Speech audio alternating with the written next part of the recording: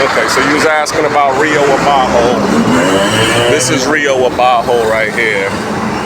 As you can see, really not much to it.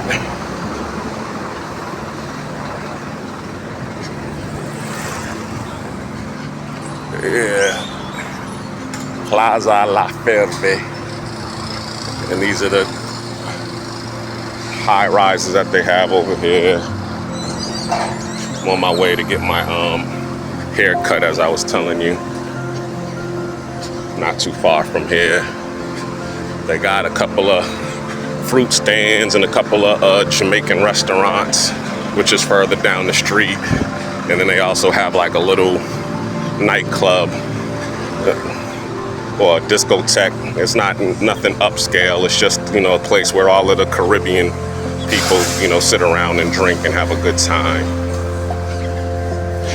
But a lot of Americans like to come over here, the ones that do know, because you're speaking English and you're dealing with, you know, West Indian people who speak English. So, yeah, I'm getting close to my barber shop. That's my barber shop right there, Barberia Pio. So, we'll talk later, but yeah.